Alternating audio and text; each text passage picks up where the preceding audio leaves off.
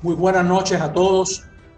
Estamos en esta novena conferencia sobre una introducción a la historia de la Iglesia Católica durante las edades moderna y contemporánea, transmitida desde la Pontificia Universidad Católica Madre y Maestra, desde Santiago de los Caballeros, República Dominicana.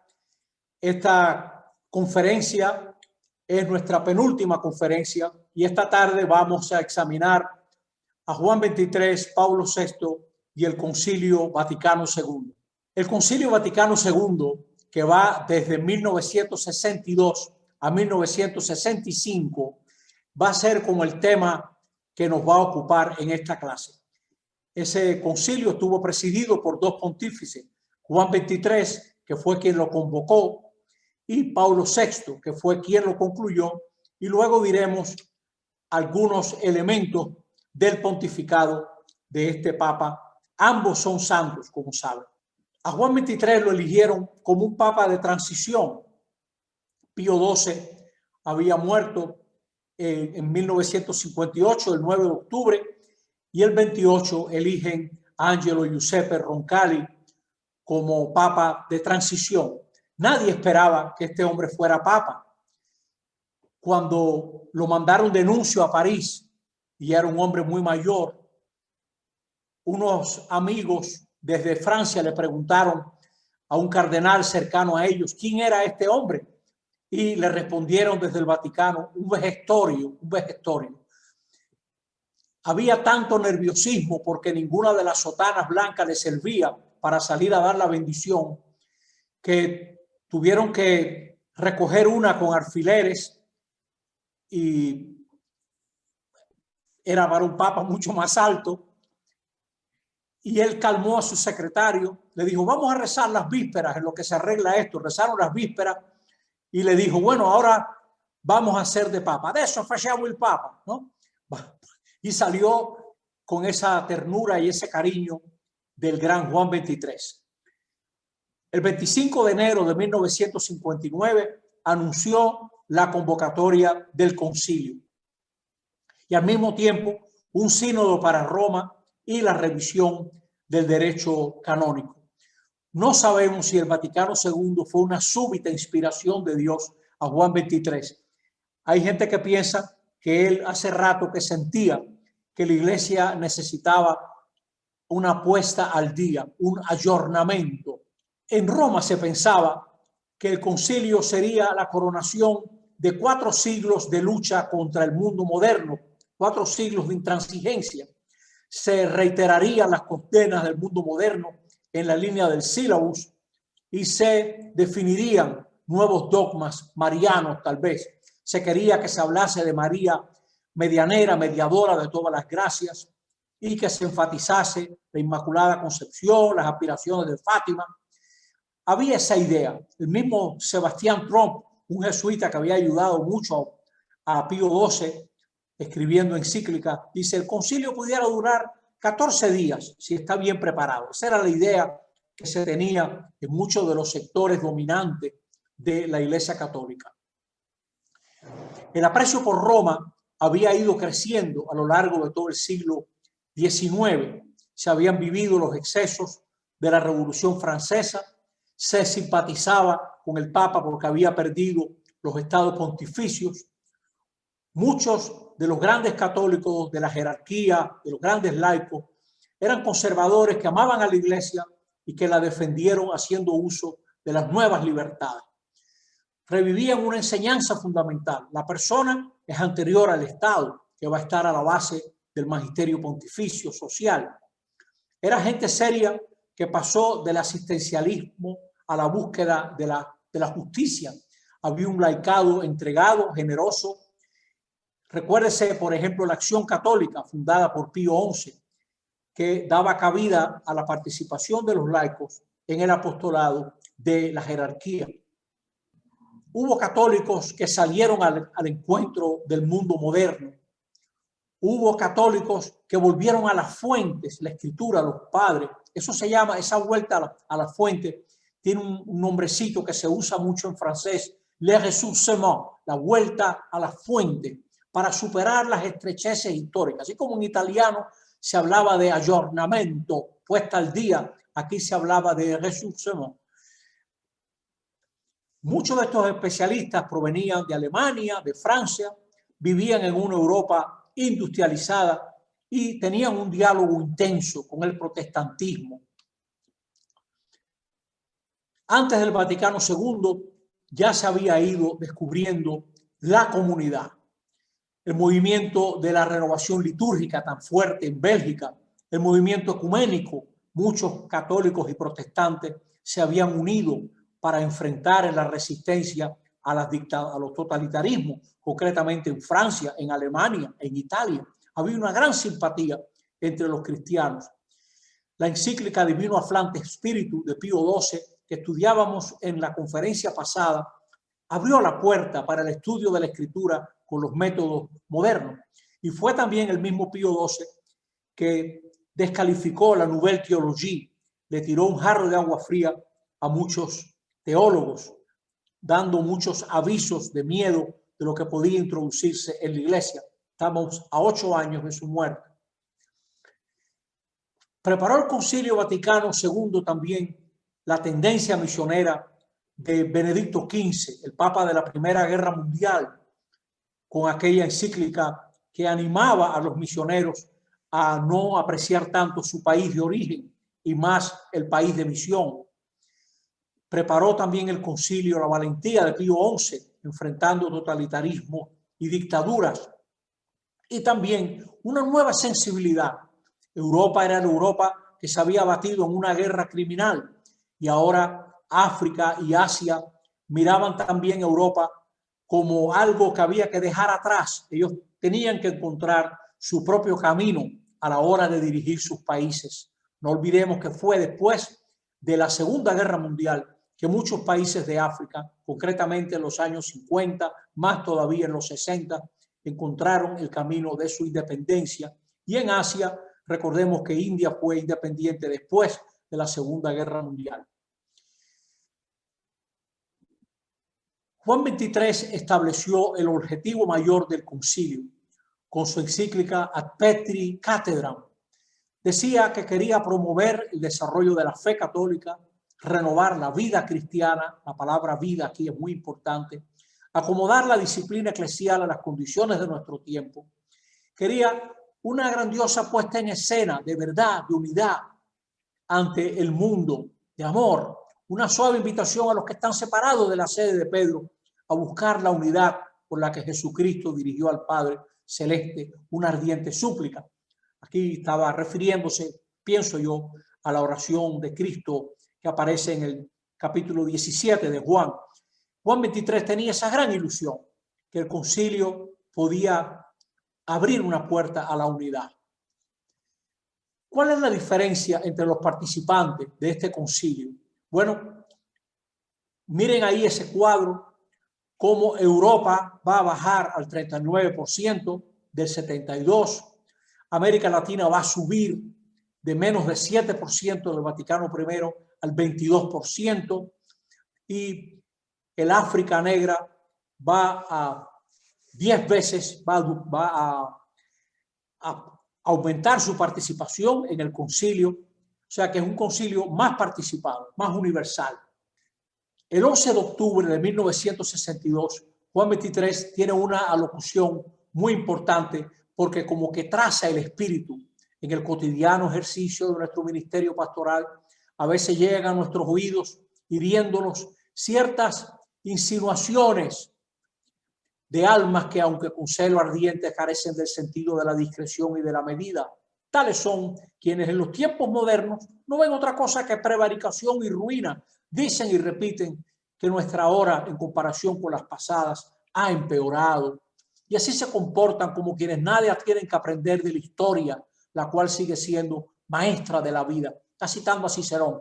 Él, como saben, era historiador. Y como si en los tiempos de los precedentes concilios ecuménicos todo procediese próspera y rectamente en torno a la doctrina y la moral cristiana, así como en torno a la justa libertad de la Iglesia. Señores, mas nos parece necesario decir que disentimos de esos profetas de calamidades que siempre están anunciando infaustos sucesos como si fuese inminente el fin de los tiempos, dice Juan 23, ¿no? Esta frase ha sido repetida varias veces por el actual Papa. Dicen que Juan 23 esperaba un concilio corto. Yo no he visto ninguna evidencia de eso. Recordemos que el Sínodo de Roma daba a entender que el concilio sería de muchas leyes. El Sínodo de Roma aprobó 755 cánones, ¿no? Y el Monitum del Santo Oficio condenó varias enseñanzas de profesores que tenían una actitud más abierta. Yo recuerdo cómo sacudió a mi orden religiosa cuando Leonetti y Sedgwick, profesores del Instituto Bíblico, se les prohibió enseñar. Y también el pronunciamiento de la Veterum Sapiense auspiciaba la vuelta a latín en la formación de los seminaristas. Al comienzo del concilio era claro que había dos tendencias y es bueno ya identificarlas desde ahora. Por un lado estaba la posición del cardenal Ottaviani y la comisión teológica que actuaba por orden del Papa. Sebastián Trop era el secretario de la comisión. Ellos querían procurar claridad de doctrina. Pensaban que no debían andar respondiendo a los debates en el aula. Rechazaban el trabajo en común con otras comisiones. Trump mismo quería eliminar las inseguridades sobre la inerrancia absoluta de la escritura, la relación escritura y tradición, el monogenismo, que todos venimos de una sola pareja, y el destino de los niños que morían sin bautizar, etc. Se sentía la influencia de la Mystici Corporis como teología sobre la iglesia y tenía también influencia bíblico-patrística. Esta gente estaba bien formada, sin duda, aunque su actitud era un poco cerrada. Y del otro lado estaba el Secretariado por la Unidad de las Iglesias. Más tarde, yo estoy adelantándome, ¿no? Pero diríamos el grupo de Cardenal Bea. Asumían la idea de Geiselman. La tradición no es una fuente complementaria del contenido de la revelación junto a la escritura, sino que más bien la escritura contiene la verdad salvífica en plenitud, siendo esta interpretada y desplegada por la tradición. La tradición es la corriente de vida espiritual impulsada por el Espíritu que transmite la verdad salvífica testificada en la escritura. Si a usted le gusta este tema de la relación de escritura y tradición, lea despacio en la primera carta a los Corintios, el capítulo 15 de esa carta, y verá cómo Pablo se considera en una tradición.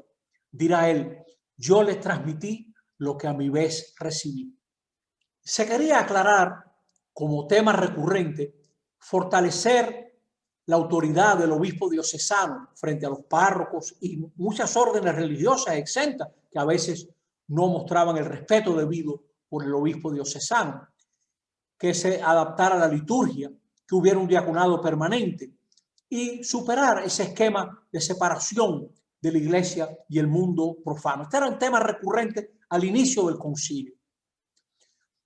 El occidente europeo pedía que se revalorizase el ministerio episcopal, la iglesia local, la dignidad eclesial del laico, la exposición de principios fundamentales sobre el mundo, la humanidad, las ideologías, elaborar un catecismo de la doctrina social católica. Eran como inquietudes que había en ese momento.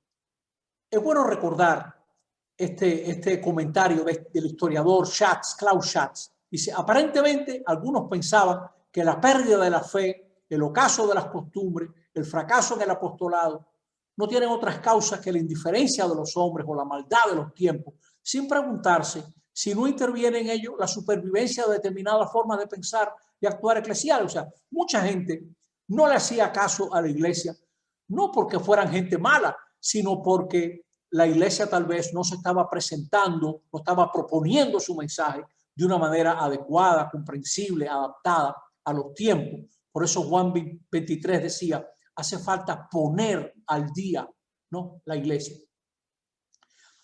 Bueno, llegamos al comienzo y va a haber un periodo de sorpresas. El 13 de octubre, el concilio empezó el 12, ya el 13 de octubre había que elegir 10 comisiones y ahí se les facilitó la tarea dándole a los padres conciliares una lista de las comisiones preparatorias. Menos mal que no votaron por esas comisiones porque estaba llena de candidatos de la curia romana, o sea que el concilio hubiera estado ya precocinado con todos estos especialistas nombrados por la misma curia. Ahí fue cuando intervino este hombre, Linard, el cardenal Linard. Dice, apenas nos conocemos, vamos a tomarnos un momento a ver quiénes son estos expertos, ¿no? Y lo que sucedió fue que muchos candidatos de la curia fracasaron. O sea, que la gente no votó por ellos, querían otros elementos en las comisiones. Y Juan XXIII, siempre pacífico y conciliador, volvió a incluir muchos de aquellos excluidos en las comisiones. Y se empezó a debatir sobre el esquema, sobre las fuentes de la revelación, un esquema que ya para noviembre 20 era claro que no satisfacía a la mayoría, pero la mayoría no logró los suficientes votos para rechazarlo. Creo que necesitaba 2/3 partes. Se acercó, pero no lo logró. Pues Juan XXIII, el 21 de noviembre, él mismo como papa decidió que tenía que ser reformulado a fondo conforme a las propuestas hechas en el aula. O sea que Juan XXIII se ocupó de que ese esquema no se discutiera. Ya el título era fatal porque no fue eso lo que aprobó el concilio. El concilio no habla de dos fuentes de la revelación, hay solo una fuente de la revelación. Pues a los 2 meses de trabajo nada había sido aprobado, pero se había logrado un acontecimiento comunicativo dentro del concilio, en el diálogo que se había creado y hacia afuera también. Esto es lo que acabo de presentar, ¿no? Juan XXIII se ocupó de que eso no fuera aprobado. Aquí tal vez no se lee tan claro, pero en la anterior sí se lee. La postura conservadora que estaba detrás de este esquema respecto de la verdad de la Escritura es todo lo que la Escritura afirma positivamente, no solo verdades salvíficas, sino afirmaciones históricas, está libre de error, ¿no? O sea, por ejemplo, los evangelios de la infancia, todo lo que hay ahí está en la Escritura, luego eso es información histórica sobre cómo sucedieron las cosas, y eso no fue lo que va a aprobar el concilio, ¿no? Y ese fue el drama del concilio, dice O'Malley. O'Malley tiene un libro muy interesante que se llama ¿Qué pasó en el Vaticano II? Y ese es el libro que yo voy a citar varias veces. Dice, el drama del concilio fue el conflicto entre las dos tendencias. Después que se debate el primer esquema sobre la iglesia, el esquema comenzaba con la jerarquía, no con el pueblo de Dios. Se trataba primero del obispo individual, la colegialidad se añadía ulteriormente. Era un esquema demasiado clerical, jurídico, no sacramental. Tenía un escaso recurso a la escritura y a los padres, y casi solo los católicos eran miembros de la iglesia, ¿no? Bueno, se pedía una orientación más pastoral. Entiéndase bien que pastoral no significa renuncia a la exactitud teológica, sino acomodación al hecho de que la verdad teológica, en cuanto a verdad salvífica, está referida a los hombres, a las mujeres, a la humanidad, y que por eso tiene esencialmente una dimensión histórica y queda remitida a una situación concreta en el mundo. Eso es lo que significa. O sea que tiene que estar en diálogo con lo que vive la gente, porque el evangelio es para la gente. Juan XXIII no va a haber ya la segunda sesión del concilio. Publicará la Pacem in Terris en abril de 1963 y él fallece el 3 de junio de 1963. Alguna vez exclamó, tengo hechas mis maletas, ¿no? O sea que cuando le dijeron, usted tiene un cáncer terminal, le dijo, bueno, no estoy aferrado a esto, ¿no?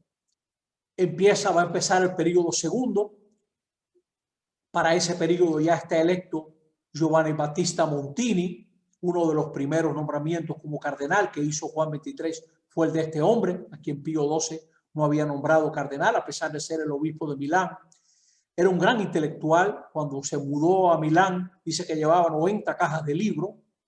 Y él y Sunens, cardenal de Bélgica, son los que van a caer en la cuenta que el tema capital del concilio ha de ser la iglesia hacia adentro y la iglesia hacia afuera, ad intra et ad extra, en diálogo con el mundo. Ese va a ser el tema. Y dicen que estos hombres supieron enfocar el concilio por donde tenía que ir. Estamos entonces en la segunda sesión que se van a abordar estas preguntas. Si la consagración episcopal tiene carácter sacramental, si incorpora al obispo al colegio episcopal, si el colegio episcopal junto con su cabeza es el titular de la autoridad suprema en la iglesia, si este poder es de derecho divino, si ha de ser restablecido el diaconado permanente. Se responde afirmativamente, gracias a Dios por amplia mayoría, a estas cuestiones decisivas. Seguimos en la segunda sesión y ahora el 4 de diciembre de 1963 se aprueba la Constitución sobre la Sagrada Liturgia y también el decreto sobre los medios de comunicación. Es bueno recordar que esta Constitución fue bien conocida y aprobada muy conscientemente. En esa Constitución se deja claro que la Pascua es el misterio central del año litúrgico. Aquí para esto preparó el camino también Pío XII, ¿no? 99% de aprobación tuvo esa Constitución que, como decía, coloca el misterio pascual en el centro del año litúrgico. La Pascua de Jesús se actualiza en la liturgia, cada Eucaristía. Se valora la palabra, la liturgia de la palabra. Antes la oíamos cuando yo era muchachito, lo oíamos en latín, todos teníamos un misal que tenía latín y español. Se enfatiza también la multiforme presencia de Cristo, no solo en las especies sacramentales, sino en la comunidad que celebra, en la palabra que se proclama. Y se intentó conservar el latín para algunas partes. Como saben, eso no duró, ¿no? El 4 de enero de 1964, Pablo VI viaja a Jerusalén y se encuentra con el patriarca Atenágoras. Se dan un abrazo. Estas dos iglesias que desde el 1054 estaban en excomunión, diríamos, ¿no? Inicia entonces la tercera sesión, la sesión de conflictos y desengaños, ¿no? Muchas frustraciones. Se le llama Semana Negra al 14 al 21 de noviembre porque se quebraron muchas expectativas. Pablo VI retiró de la agenda del concilio 4 cuestiones: el celibato sacerdotal, el control de la natalidad, la reforma de la curia y qué mecanismos crear para aplicar la colegialidad. Eso se lo reservó para él. Eso sorprendió mucho a los padres conciliares.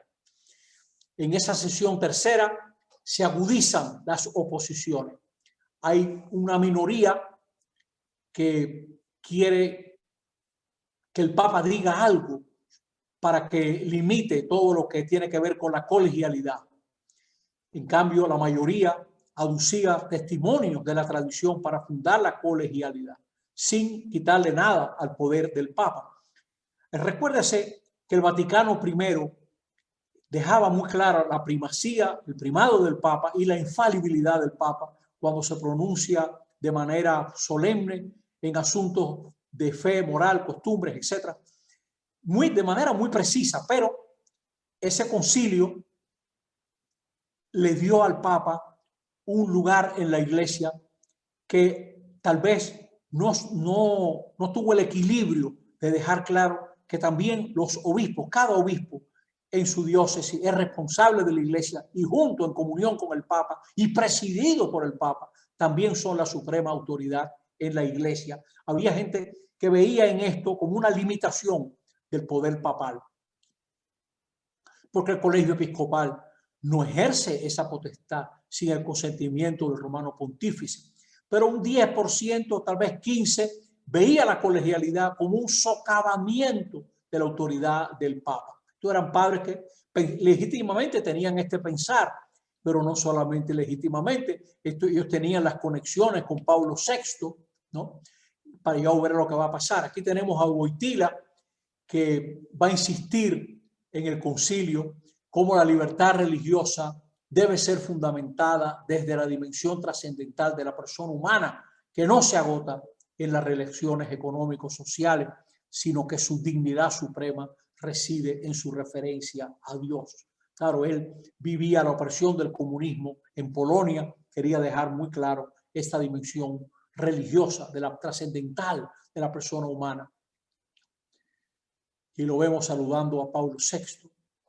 La gente que estaba opuesta al decreto sobre libertad religiosa, de los decretos que más se discutió, veía en la libertad religiosa una indulgencia ante un mal, reconocer al error y el mismo derecho, reconocer al error el mismo derecho que a la verdad, especialmente donde se trata del derecho a la expansión y propagación pública. Si se aprueba la libertad religiosa, la gente que piense distinto de los católicos en un país donde los católicos son mayoría va a tener todo el derecho de propagar sus ideas, etcétera, ¿no? O sea que había oposición a que se aprobara el decreto sobre libertad religiosa.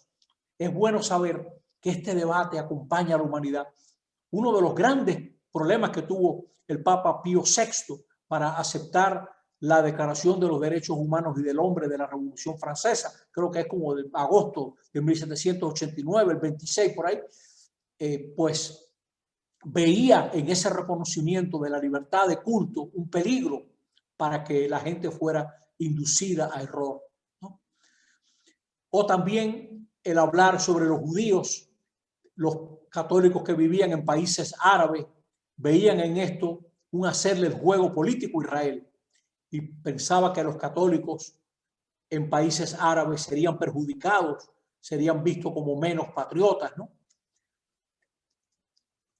Pablo VI entregó una nota explicativa que debía preceder el documento y decía, esa nota previa no se va a votar, ¿no? No es un documento, pero va a precede, cuando se publique, esa nota precede el documento. Los padres conservadores habían recurrido a Pablo VI, no podían aceptar en conciencia la colegialidad y Pablo VI le extendía un puente por arriba de las cabezas y de las opiniones de la mayoría de los padres conciliares, ¿no? Y en esa tercera sesión, el 19 de noviembre, todo el mundo pensó que se iba a votar sobre la declaración relativa a la libertad religiosa y no se retiró de la votación para que todavía fuera reformada ese decreto. Hubo 1000 firmas pidiendo al Papa que se apruebe en ese periodo, pero Pablo VI, hombre libre y serio, fue un hombre que actuó según su conciencia muchas veces, como lo veremos. Eso va a esperar. Y lo mismo el asalto al esquema sobre ecumenismo, muchas modificaciones, ¿no? Y se le habían propuesto 40 enmiendas, ¿no? O sea que tampoco puede ser aprobado en ese momento, en la tercera sesión. Y ahora entramos en la sesión conclusiva, ¿no? Bueno, perdón, en esta tercera sesión se aprobó la Constitución sobre la Iglesia, Lumen Gentium, en esta tercera sesión, 21 de noviembre. Supera la visión unilateral puramente jurídica y clerical de la Iglesia. Queda muy claro que la Iglesia es comunión, es sacramento, tiene una dimensión espiritual, tiene también una dimensión histórica. Ella está en camino y siempre necesita permanentemente de reforma. Fueron tal vez como los puntos que deja más claro esta Constitución sobre la Iglesia, donde se habla de la colegialidad, pero tiene esa nota previa que yo les decía. Aunque no modifique las afirmaciones de la Constitución sobre la Iglesia, al subrayar el primado y la potestad personal del Papa de forma desmesurada y con temerosidad meticulosa, crea nuevamente un cierto desequilibrio que subraya unilateralmente la línea del Vaticano I. Estas son opiniones de historiadores de la Iglesia. Yo la comparto también, tengo que decir honestamente, ¿no? Me parece que la Iglesia Católica está también necesitada de reforma y en camino hacia la plena realización de su catolicidad. Por ello está obligada a un diálogo con los hermanos separados en el que los católicos también pueden aprender, ¿no? El decreto sobre ecumenismo. Todavía en ese noviembre se van a aprobar el decreto sobre ecumenismo, que yo pensé que había sido aprobado más tarde, pero no, aquí lo tenemos en la tercera sesión del 64, y sobre las iglesias orientales. El último periodo de sesiones, 14 de septiembre de 1965. Se aprueba el decreto sobre los obispos, sobre la formación sacerdotal, sobre la educación católica y sobre la libertad religiosa, decreto que se discutió muchísimo, junto con la Gaudium et Spes también se discutió muchísimo. Y también la Dei Verbum, fueron también los tres documentos que más se discutieron, ¿no? La Dei Verbum, que es un documento que se lee fácilmente. Ojalá usted, de los frutos de este curso, si fuera nada más qué gran cosa sería que usted leyera la Dei Verbum, que está fácil en internet, leer un numerito y meditarlo todos los días, como nos centra en la palabra y aporta ese aspecto histórico de lo que ha sido la historia de salvación, la historia de Dios con su pueblo. También se aprobó la Gaudium et Spes, que es una constitución pastoral sobre la iglesia en el mundo moderno. Fue uno de los documentos más discutidos. El decreto sobre las misiones y el decreto sobre las religiones no cristianas, Dignitatis Humanae. El 8 de diciembre de 1965 se clausura el concilio. El Vaticano II constituye una cesura, un corte en la historia de la iglesia y de los concilios. Hay que decirlo así, ¿no? Algunos dicen, bueno, pero ahí paró todo, o ahí empezaron muchas cosas. Ahí sí, son cosas tan discutibles que dejo que usted piense. Yo pienso que fue una apertura, se pudo caminar caminos nuevos, ¿no? Dice el mensaje final, la hora de la partida y de la dispersión ha sonado. Ahora deben abandonar la asamblea, conciliar para ir al encuentro de la humanidad, a difundir la buena nueva del Evangelio de Cristo y de la renovación de su iglesia, con la que nosotros hemos trabajado juntos desde hace 4 años. Y ahí hay toda una actitud, ¿no? Diferente. Hemos trabajado juntos en estos 4 años. Juan 23 apostaba que el concilio hiciera su concilio, ni guiado desde lo alto, ni por la curia. ¿Cuáles fueron las principales omisiones? Bueno, se habló poco de los pueblos pobres, del racismo, de las religiones animistas y de la mujer en la comunidad. Se habló poco de eso, siendo sincero. Vamos a ver qué nos enseña la historia. Pío XII expresaba tímidamente que la iglesia tenía tanto que aprender de la historia. Juan 23 lo señalaba en la bula de convocación. Cristo tiene una relación permanente con la historia, una relación que se intensifica en los momentos críticos de la misma historia. La historia es el contexto del designio divino de salvación, en la cual, y no a pesar de la cual, se desarrolla el hecho cristiano. El Vaticano II ha realizado una radical inversión de tendencia respecto a la orientación que prevalecía en el catolicismo desde al menos 4 siglos antes. Usted lo puede, tanto Schatz como O'Malley están de acuerdo con esta expresión que yo he tomado de ellos, ¿no? Se apoyó en los movimientos del siglo XX, o sea, no surgió de la nada, mucho mérito de los movimientos litúrgicos, sociales, ecuménicos, ¿no? Pero el Vaticano II fue también un concilio nuevo, sí, señor, fue un concilio nuevo. Y lo podemos ver usando un artículo famoso de Víctor Codina. Se pueden tomar como 10 puntos donde se notan como los grandes cambios que ocurrieron en el Vaticano II. Se pasó de la iglesia de cristiandad típica del segundo milenio, centrada en el poder y la jerarquía, a una iglesia de comunión, típica de los comienzos del primer milenio de la iglesia, y se abre a los nuevos signos de los tiempos. Una iglesia que está abierta, que ha abierto sus ventanas para aprender y para poder responder a los nuevos retos. En segundo lugar, de una iglesia que está centrada sobre sí misma, hoy en día Francisco diría autorreferencial, a una iglesia orientada al reino, una iglesia sociedad perfecta, se pasa a una iglesia misterio, radicada en la Trinidad, una iglesia que es comunión, creada por esa divina comunión que es la Trinidad.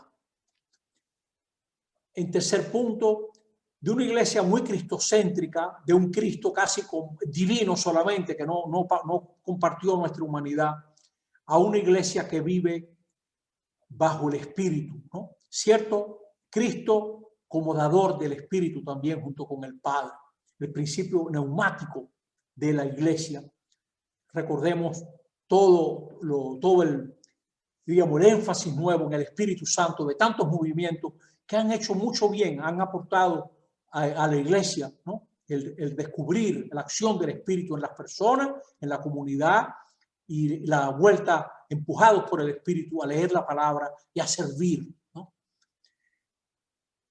Tenemos una iglesia que es triunfalista, que parece haber llegado a la gloria, y ahora una iglesia que camina en la historia, hacia el final de la historia, llena del polvo del camino, que siempre tiene que reformarse, de una iglesia señora y dominadora a una iglesia servidora de todos, especialmente de los pobres, ya como el quinto aspecto que compara Codina.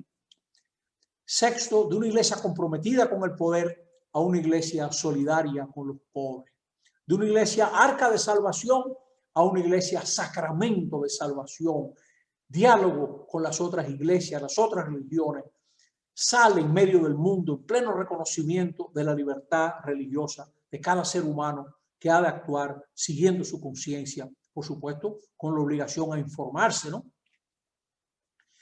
De una iglesia centralista a una iglesia corresponsable, sinodal, que respeta a las iglesias locales. Por ejemplo, esto es muy claro cuando se hable de cómo aplicar las normas litúrgicas, por ejemplo, ¿no? Se respeta mucho las conferencias episcopales, las iglesias locales. De una iglesia casi identificada con la jerarquía, todavía hasta el día de hoy, cuando hablamos de la iglesia, la gente piensa en curas y monjas y obispos, a una iglesia toda ella, pueblo de Dios, con diversos carismas, ¿no? Una iglesia poseedora en exclusiva de la verdad y de la salvación, finalmente a una iglesia en diálogo con otras iglesias, con otras religiones, con la humanidad, en pleno reconocimiento, ¿no?, de esa libertad, ¿no? Bueno, son como 10 puntos. ¿Cuáles han sido las interpretaciones más populares del concilio? Bueno, primero, una minusvaloración injusta de la iglesia preconciliar, como si todo hubiera empezado con el concilio. Señores, hay que ser serios. ¿Cuántas cosas buenas tuvo la iglesia? Piensa solamente la acción católica, por ejemplo, la Divino Afflante Spiritu, que abrió la puerta para estudiar la escritura con los nuevos métodos.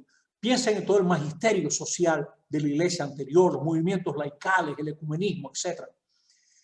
Se ha interpretado como el fin del constantinismo, ¿no? Hay algo de eso. Y también del anatema al diálogo, de la condena. Se refiere sobre todo a una distinción que hará más tarde Pablo VI de cómo es posible cooperar en muchos esfuerzos que buscan el bien común con personas que no comparten nuestro pensamiento y nuestra fe. Mucha gente ha pensado que si ocurrió después del concilio, la culpa la tiene el concilio. Los romanos tenían un dicho del cual ellos se reían, por cierto: post hoc ergo propter hoc. Ocurrió después del concilio, la culpa la tiene el concilio. Y eso no es verdad.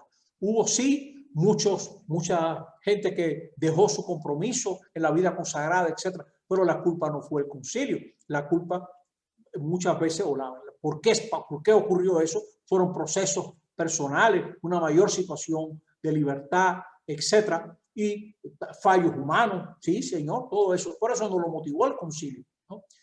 Otra interpretación que he oído muchas veces: los padres conciliares se fueron y los que quedaron mandando en Roma tenían una actitud diferente. El empoderar la comunidad no se decide con documentos, hay que trabajarlo en el día a día, ¿no? ¿Y quiénes fueron los que quedaron en Roma moviendo las ruedas, ¿no?, para aplicar esto, ¿no? Eso es una interpretación también. Sí, que yo creo que ahí tiene algo de verdad también. Bueno, O'Malley piensa que Vaticano II no tiene precedente en la atención que prestó a los cambios en la sociedad. No los vio en términos negativos, a pesar de que el siglo en el que más muertes han ocurrido, que se sepa, es sin duda el siglo XX, la Segunda Guerra Mundial, de la vez de los eventos más horribles que ha ocurrido en la historia de la humanidad. Y sin embargo, estos señores, cuya vida transcurrió principalmente en la primera mitad del siglo XX, ¿no?, tienen una visión positiva, ¿no?, de la sociedad. A mí me gusta mucho este resumen. Este es un resumen de O'Malley. Dice O'Malley: ¿cómo se puede resumir el concilio? ¿Cuáles son las 3 cuestiones que todo el tiempo el concilio está manejando? Mírenlas aquí. ¿Cómo podía la iglesia abordar el problema del cambio? ¿Qué circunstancias y argumentos muestran la oportunidad del cambio en la iglesia? Esto es algo que permanece con nosotros. ¿Cómo lo manejó el concilio? Empleando esta categoría: poner al día, ayornamiento, desarrollo y vuelta a las fuentes, el ressourcement que yo les he hablado. Otro tema que va a acompañar todo el tiempo el concilio: la relación entre el centro y la periferia, el Papa y la colegialidad, lo universal y lo local. Esa es otra cuestión permanente. Y luego la cuestión de estilo. ¿Cómo va a actuar la iglesia? ¿Cuál es el estilo de la iglesia a la hora de ejercer su autoridad? ¿Se recuerdan el sínodo de Roma de Juan 23? Bueno, pues Vaticano II no publicó una sola condena, no publicó un solo canon, ¿no? O'Malley también hace su resumen de lo que ocurrió en el concilio. Dice que se ha pasado de los preceptos a las invitaciones, de las leyes a los ideales, de la definición al misterio, de la amenaza a la persuasión, de la coerción a la conciencia, del monólogo al diálogo, del gobierno al servicio, de la integración, de la retirada a la integración, de lo vertical a lo horizontal, de la exclusión a la inclusión, de la hostilidad a la amistad, de la rivalidad a la asociación, de la sospecha a la confianza, de lo estático a lo dinámico. Solamente piensen en esto: la iglesia que siempre debe reformarse, de la aceptación pasiva a un compromiso activo, de la manía de criticar al aprecio, del dominio de las normas al respeto de los principios, ¿no? El siglo XIX para la iglesia va desde la Revolución Francesa, se acuerdan que es del 1789, y Napoleón va a estar mandando hasta 1814, 1815, hasta la muerte de Pío XII, ocuparía ese siglo XIX. Bueno, pues durante siglo y medio los dirigentes de la Iglesia Católica estuvieron traumatizados por la filosofía y la Revolución Francesa con sus violencias. Esto es O'Malley, ¿no? Pues el concilio se esforzó por sanar ciertos aspectos de la historia de la Iglesia y librarse de la carga, del fardo de cuestiones heredadas del siglo XIX. Tratar de responder un poco. Francisco va a decir esto recientemente: a veces estamos respondiendo a preguntas que ya nadie se hace, ¿no? El concilio, para poder funcionar, tuvo que relacionarse con la primacía y la infalibilidad del papado. Pablo VI tiene esta frase: él sufrió mucho. Habríamos imaginado que el día siguiente del concilio sería un día de sol, pero en lugar de sol tenemos nubes, tempestades y tinieblas. Muy pronto tenemos obispos que no aceptan. Monseñor Lefebvre sostenía que él deseaba mantener la fidelidad a la Roma católica y no a la Roma de tendencia neomodernista y neoprotestante que se manifestó en el Concilio Vaticano II. Lefebvre se va a separar de la iglesia y se convierte en un cismático y excomulgado. Él decía: hay que hacerse protestante para ser católico. Un hombre que tenía un catolicismo muy aferrado al pasado y no supo aceptar los cambios. Vamos a mirar algunos eventos sobresalientes. Esto ya pudiera ser como la segunda parte de nuestra conferencia, o sea, que vamos a ir desde el concilio, o sea, desde 1965. Acuérdense que Pablo VI fue electo en 1963, y vamos a ir a 1978, ahí termina esta conferencia, que ese es el año de los 3 papas. El cónclave que eligió a Montini fue el cónclave más concurrido de la historia, y parece que como tardaban en darle la mayoría, hubo algún cardenal, dice que el cardenal Testa protestó por no dilaten esta elección.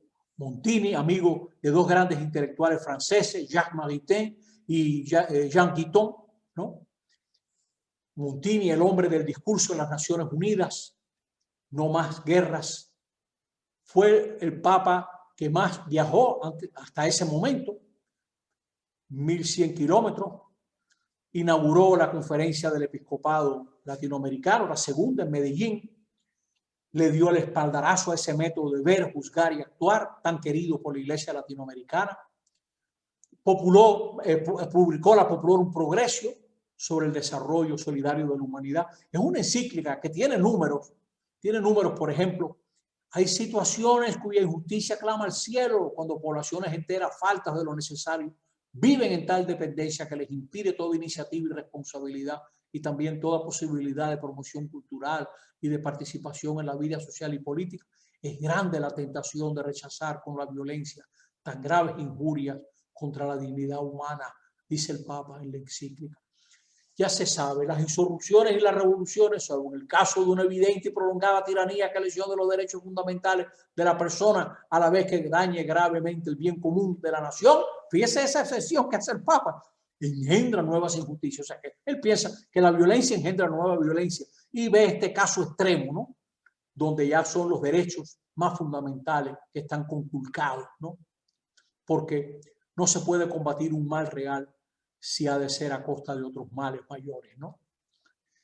Y deseamos que se entienda bien nuestro pensamiento. El presente estado de cosas ha de afrontarse con fortaleza y ha de combatirse y vencerse las injusticias que consigo lleva. El desarrollo exige cambios que se han de acometer con audacia para renovar completamente el estado actual. Dice el Papa, era un hombre valiente, tenía un gran pensamiento social. Participen todos con magnanimidad, decisión, los que tienen una mejor situación, ¿no?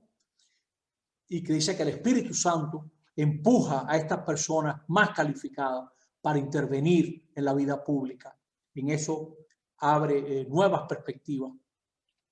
Esta encíclica Humane Vitae, dice O'Malley, más criticada que estudiada, ¿no?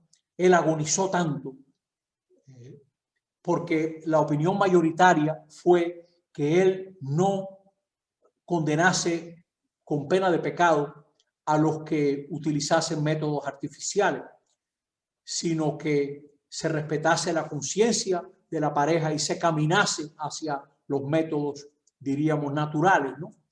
Varias conferencias episcopales tuvieron que disentir del Papa, ¿no? Por ejemplo, los fieles estudien seriamente las afirmaciones de la encíclica, los predicadores las expongan rectamente, los pastores al servicio particularmente de la administración de sacramentos, deberán respetar las decisiones tomadas en conciencia responsablemente por los fieles, ¿no? Dice aquí la comentarios de algunas conferencias episcopales, ¿no? Dice Pablo VI, que era un hombre muy sincero y muy sensible. ¿Cuántas veces tuvimos la impresión de estar sumergidos bajo esa mole de documentación? ¿Y cuántas veces, hablando humanamente, sentimos cómo era atropellada nuestra pobre persona, ¿no? Habiendo tenido en consideración una serie de enormes factores y las consecuencias, no tuvimos más dudas sobre nuestro deber. O sea que él, su conciencia no le permitió aceptar la opinión mayoritaria de la comisión nombrada por él mismo. O sea, fueron años muy convulsos, ¿no? Aquel, ¿no? El Humane Vitae de 1968. Déjeme recordarle qué cosa fue. Es el año que Robert Kennedy, Martin Luther King fueron asesinados. Es el año de la Convención Demócrata que acabó en un caos de la intensificación de la guerra en Vietnam, de las masacres de Tlatelolco, del París de Mayo, o sea, ese mayo de 1968, ¿no? Ese es el año de la encíclica. Pablo VI creó el sínodo de obispos, orientó hacia el diálogo el protocolo de las visitas ad limina, no logró establecer el diálogo con China, fue el hombre del triple abrazo a Atenágora, besó los pies del enviado de Atenágora y le regaló su anillo de arzobispo al arzobispo anglicano de Canterbury. Bueno, este es un curso de historia donde tenemos que presentar todo.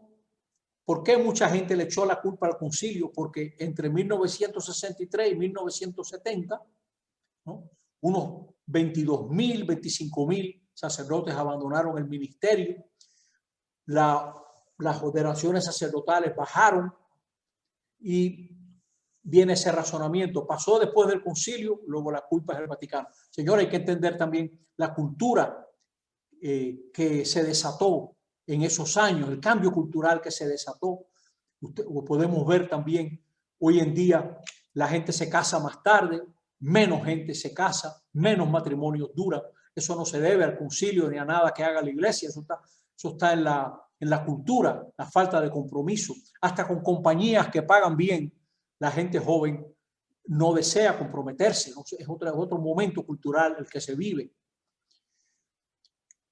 Pablo VI fue el autor de una de las cartas apostólicas más brillantes, la Autogesima Adveniens, donde él establece esta distinción: discernir entre las aspiraciones fundamentales del ser humano y los movimientos históricos. Esto abría una puerta diferente. O sea, hubo católicos que pudieron unir fuerzas con hombres y mujeres de otras tendencias políticas. Vamos a buscar una solución al hambre, vamos a buscar una solución al tránsito, etc. Podemos cooperar, aunque seamos de tendencias diferentes, ¿no? Y a él también lo criticaban. Decía, el humo de Satanás ha entrado en la iglesia, pero lo ponen a él como si fuera el que aviva esto. Yo quisiera, de todos los pronunciamientos del Papa, yo quisiera detenerme un momentico en la Evangelii Nunciandi, que dice Francisco que sigue siendo muy actual. Pablo VI veía uno de los dramas de hoy, del tiempo actual, la ruptura entre el Evangelio y la cultura. Dice que ese es el drama de nuestro tiempo. Por cierto, que esta frase la recoge también el documento de Puebla y la recoge también Santo Domingo, ¿no? Hay que preguntarse, ¿qué posibilidad tiene la buena noticia de sacudir e interpelar las conciencias, de transformarlas? ¿Con qué métodos hay que proclamar el Evangelio para que su poder sea eficaz? Fíjese, otro tipo de pregunta, ¿no? La Universidad Católica es apta para evangelizar, ¿no? Puede poner el Evangelio en el corazón del hombre. La evangelización es la misión esencial de la iglesia. Esa es la misión esencial de la iglesia. Poner en medio de la sociedad diríamos, el corazón de lo que Jesús anunció. El reino está en medio de ustedes, ¿no? Conviértanse y crean en la buena noticia. Una evangelización que comienza por la iglesia, comunidad de creyentes. Estamos a 3 años de la muerte de Pablo VI. Comunidad de amor fraterno que siempre tiene necesidad de escuchar lo que debe creer, las razones para esperar, el mandamiento nuevo del amor. ¿Qué cosa es evangelizar? Convertir la conciencia personal y colectiva de la humanidad, sus actividades, vida y ambiente concreto. Este recordatorio es importante. Evangelizar no es hacer que la gente asista a algo, no. Es algo más, ¿no? Tiene que ver con la conciencia, con sus actividades, con el ambiente. A mí me encanta este número 19. Me ha impactado mucho porque dice Pablo VI, usted evangeliza cuando transforma con la fuerza del evangelio los criterios de juicio, los valores determinantes, los puntos de interés, las líneas de pensamiento, las fuentes inspiradoras, los modelos de vida de la humanidad que están en contraste con la palabra de Dios y con el designio de salvación. Ahí está ocurriendo la evangelización. No es un decorado, no es un decorado. Evangelizar es cuando se comunica la buena noticia de una manera vital y se llega hasta las mismas raíces de la cultura y de las culturas del hombre, de la mujer. ¿Cómo se logra? Mediante el testimonio que hace surgir la pregunta acerca de los fundamentos de esa vida diferente y significativa. ¿Y qué implica? Capacidad de comprensión, de aceptación, comunión de vida, implica solidaridad, que ha sido un concepto, como veremos en la última conferencia que manejó tanto Juan Pablo II y también el Papa Francisco, concepto muy importante. Pues Pablo VI fue el hombre que en agosto de 1964 publicó aquella encíclica sobre la iglesia, Ecclesiam Suam, el día de la transfiguración. Por cierto, que entiendo que él murió esa misma fecha, 6 de agosto, ¿no? La transfiguración. Es el hombre que nombró doctoras a Teresa de Jesús, Catalina de Siena, que proclamó el año santo del 75, y ya para el 76 son 138 los cardenales. él fue muy afectado por la muerte, el asesinato de Aldo Moro, político italiano, amigo cercano a él. Y él fallece el 6 de agosto de 1978, canonizado el 14 de octubre del 2018. Pablo VI, que acabamos de estudiar, puede decir que fuera el primer papa moderno, ¿no? Se le considera como el primer papa verdaderamente moderno, el hombre que ayudó a formar a los políticos que ayudarían a Italia a levantarse luego de la Segunda Guerra Mundial. Queridos amigos y amigas, en esta conferencia novena de hoy, nosotros hemos visto, en primer lugar, a Juan XXIII, cómo él convoca e inaugura el Concilio Vaticano II, que empezó en octubre de 1962, el octubre de la crisis de los misiles, cuando el mundo estuvo muy cerca de una guerra nuclear. Juan XXIII, que fallece antes de la segunda sesión del concilio en junio del 63, y ahí electo Pablo VI, que va a presidir la segunda, tercera y cuarta sesiones del Vaticano II, promulgará los documentos y seguirá de papa hasta 1978, el año de los tres papas, Juan Pablo I, Pablo VI, Juan Pablo I y Juan Pablo II. Yo les agradezco su atención y, como saben, la próxima será la última conferencia. Estamos esperando preparar y poder dar un curso sobre Jesús, quién es Jesús, utilizando una obra que se le dará a todos los participantes. Empezaríamos, si la universidad lo aprueba, el 13 de abril, ya se les avisará oportunamente. Por su atención, muchas gracias por su atención, por todo lo que hemos aprendido esta noche, y que nos veamos en la última clase. Muchas gracias. Buenas noches a todos.